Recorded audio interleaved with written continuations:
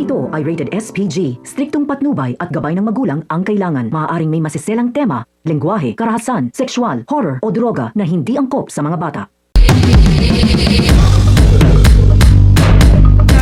Isang mapagpalang araw mga kapamilya ang mga dapat nating abangan sa Coco Martin si Gabo. Sa gitna ng matinding bakbakan, nakita ni Gabo si Samantha na pilit na lumalaban sa mga tauhan nitong mga Zapra. Patuloy ang pagtutok sa dalaga hanggang sa tuluyan siyang masugatan. Nang makita ito ni Gabo, agad siyang kumilos para iligtas si Samantha at harapin mismo ang mga kalaban. Bago mawala ng malay si Samantha, nasilayan niya ang mukha ni Gabo. Sa sitwasyong iyon, halos wala na siyang magawa laban sa mga tauhan ng mga Zapra dahil hindi niya napaghandaan ang kanilang pag-atake. Itinago muna ni Gabo si Samantha sa isang ligtas na lugar habang siya ang humaharap sa mga kalaban. Isa-isa niyang napabagsak ang mga tauhan ni Lucas hanggang sa mapilitan ang mga natira na umatras.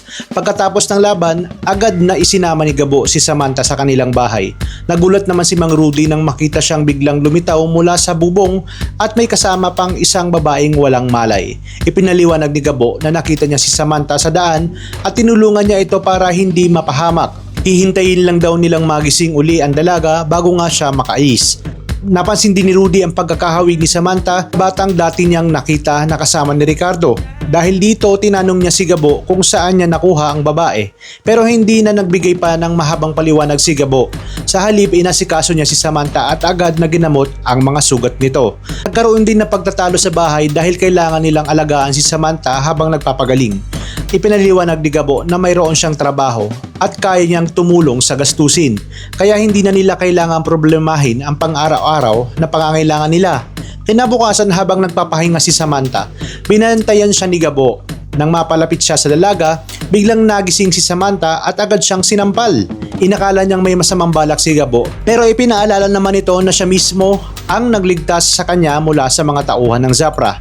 Nagpasalamat si Samantha matapos niyang malaman ang nangyari. Mula roon, nagsimula siyang magtanong tungkol kay Gabo at kung bakit palagi itong bigla na lang lumilitaw sa kanyang buhay. Hindi naman agad sinagot ni Gabo ang mga tanong niya. Sa halip ay binigyan muna siya nito ng makakain at sinama dito sa sala. Nang nag-uusap sila, nalaman naman ni Gabo kung bakit matindi ang galit ng Zapra kay Samantha. Ayon sa dalaga, nakakulong ngayon si Victor Zapra at iyon ang dahilan kung bakit talo siya ang hinahabol ng kanilang pamilya.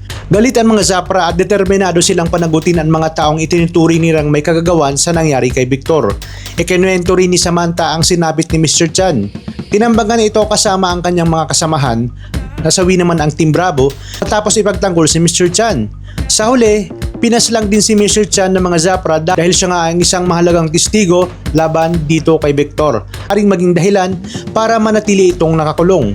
Ngayong wala na si Mr. Chan, mas lumalaki ang posibilidad na makalabas muli si Victor, lalo na dahil may kakayahan na ang pamilya Zapra na piyansahan siya mula sa bilangguan.